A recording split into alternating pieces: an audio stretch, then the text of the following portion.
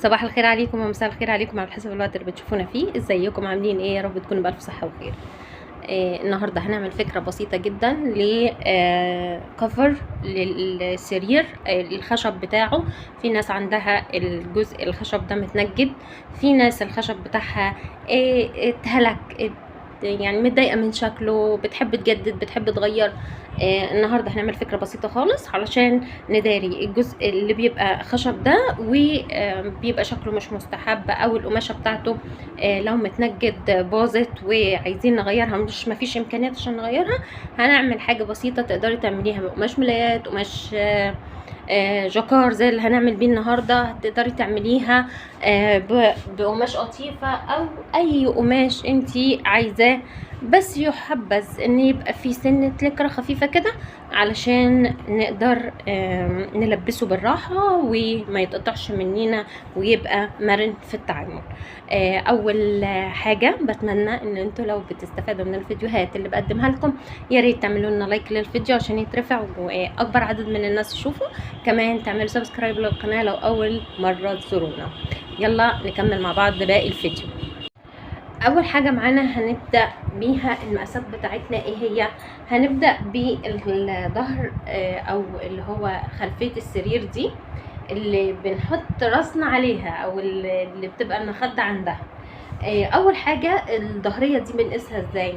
ده ماكيت مش حقيقي يعني، بس احنا هنعمل الماكيت ده مع بعض، هناخد عليه المقاسات بتاعه سرير حقيقي. يعني انا هوريكم هتعملوا ايه وانتوا تطبقوها على السرير بالفعل.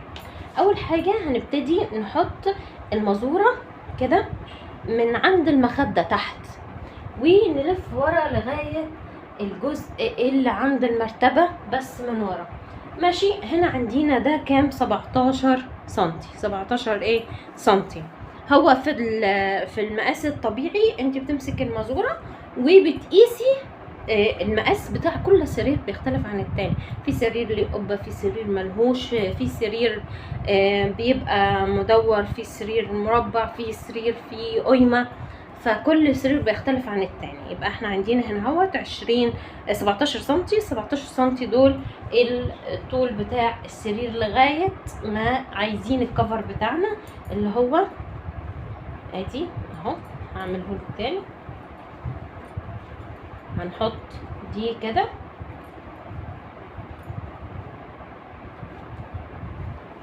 اهو، ودي لغايه ما احنا عايزين 17 سنتي.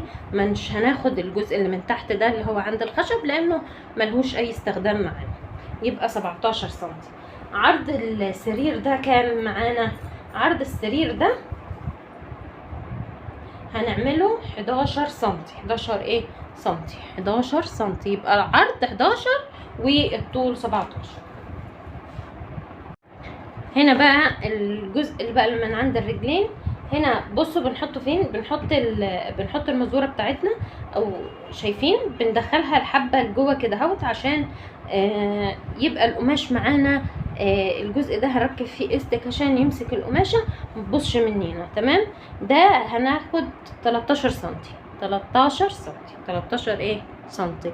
في عرض برضو هتبقى 11 زي ما هي، او ممكن نعملها 12 عشان التقفيل، يعني نعملها 12 العرض فوق وتحت عشان التقفيل. هنعمل سنتي للتقفيل هنا.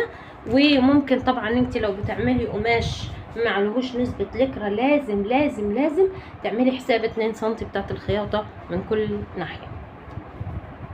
تمام. احنا هنهوت هنقيس 17 سنتي للظهر طول، في اللي هو ده هنا معانا 14 سنتي. انا مش هقص منها حاجة، دي 14 سنتي انا مش هقص منها حاجة. تمام، لانها فيها حتة كبيرة وحتة صغيرة اهي في النص. هنا 13 سنتي، يعني في سنتي زيادة ممكن نقصه من هنا اهو.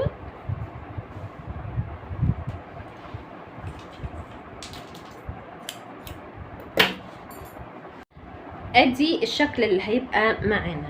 الجزء اللي من فوق ده هنعمله زي كيس كده اهو، وبنقفل على الجناب وبنركب استك من تحت وبعدين بنرجع نلبسه، وهنعمله مع بعض دلوقتي. الجزء ده هو اللي فيه الفكرة. ايه بقى الفكرة؟ الجزء ده مش هيتقفل فوق وتحت زي التاني حته واحده، لا ده هنقفله لغايه، يعني مثلا هناخد هنا هنقيس دي كام سنتي، 2 سنتي او 3 سنتي، وهنقفل عندها الاستك. ادي هنا دي هنعملها مثلا 3 سنتي، هنا دي 3 سنتي، 3 سنتي، 3 سنتي، وهنبتدي عند ال3 سنتي دي نقفل، يعني كده اهو كده، وهنقفل هنا وهنا. واخدين بالكم من الفكرة؟ وهنركب الاستك في الجزء ده، وهنتني الجزء اللي من تحت ده من على الجناب ومن تحت. يلا بقى نشتغل مع بعض ونشوف هنعملها ازاي.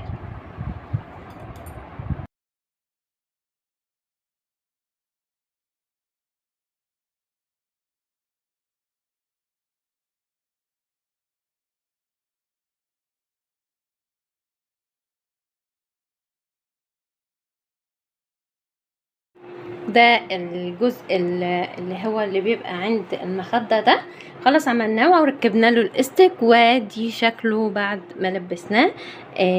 شكله لطيف جدا، شايفين شكله؟ يعني لو هنعمله مثلا من قماش قطيفة لكرة هيبقى جميل جدا.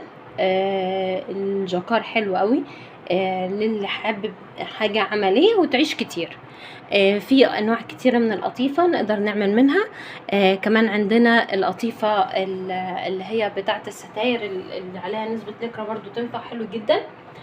فدي لكم مطلق الحريه. دلوقتي هنعمل الفكره الثانيه بتاعه الجزء اللي من هنا ده. دي الجزء اللي من هنا، قلنا هناخد 3 سنتي، ادي هنقيس، ادي دول 3 سنتي، هنعملهم كده، هنعملهم ايه كده. طبعا زي ما قلت لكم كل واحد السرير بتاعه مختلف عن السرير التاني، ده الجزء ده هو اللي فيه الفكره يا جماعه. فدلوقتي هنعمله مع بعض عن المكنه بطريقه سهله وبسيطه جدا، يعني مش مستاهله اي حاجه. احنا هنا انا صورت الجزء ده على المكنه بس للاسف اتمسح انا وشغاله. هنا زي ما قلنا كل سرير مختلف عن التاني. احنا بناخد الجزء اللي من جوه بنقيسه قد ايه وبنتنيه، وبعد كده بنبتدي نخيطه على الجنب ونعمل حرف التي من فوق زي ما احنا متعودين، والناحيه التانية نفس الحكايه، خيطنا من على الجنب وعملنا حرف التي، وبعدين جينا في الجزء اللي من جوه ده وركبنا له استك، ركبنا له ايه استك. بنبتدي بعد كده نتنيه على المكنه العاديه السنجر علشان يبقى شكله لطيف، وبنتني الجزء اللي من تحت ده كمان علشان يبقى شكله حلو. دلوقتي انا هوريكم فكرته هو وبيتلبس ازاي. في مشكلة صغيرة هتقابلنا احنا وبنعمل الكفر بتاع السرير الخشب او السرير اللي هو بيبقى متنجد. الجزء ده بقى لو السرير متنجد هنمسك بقى ايه رباط اسفه مسامير او اللي هو دبوس، وهنعمله كده في التنجيد. تمام. لو مش متنجد بقى باي جزء من اللي هو شمع الحام ولا حاجه زي كده هي هتبقى حته بسيطه جدا علشان يبقى شكله كويس. تمام كده. وادي السرير معانا اهو، عملنا له كفر ورا في الجزء الامامي الجزء الخلفي، وادي شكله اهو معانا، شايفين؟ جميل جدا للناس اللي حابه تجدد، او الناس اللي شكل السراير متهالك ما معهاش فلوس عشان زي ما قلنا علشان تجيب حاجه جديده. دي فكره بسيطه وعمليه جدا علشان كمان الناس اللي بتحب تغير او اللي هي عندها اطفال بتهلك كتير بقى، فدي فكرة حلوة. وبرضو فكرة المشروع كويس جدا، انت تقدري تعملي من اللكرة دي قماشة اللكرة تحديدا، مش القماش الصمة اللي من غير لكرة، علشان اللي من غير لكرة مش هتديكي مجال ان انت تشتغلي فيها لكل حاجة، لكن اللكرة دي تنفع لأي سرير.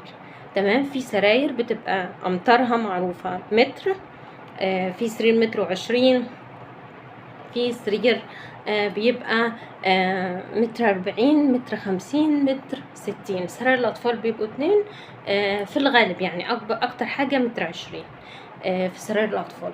يا رب يكون الفيديو نافع ومفيد ليكم وتكونوا استفدتوا منه. لو استفدتوا منه ما تنسوناش في لايك وشير وسبسكرايب للقناة لو أول مرة تزورونا. ودمتم في حفظ الله، واشوفكم في فيديو جديد إن شاء الله مع اصنع بنفسك مع مريم.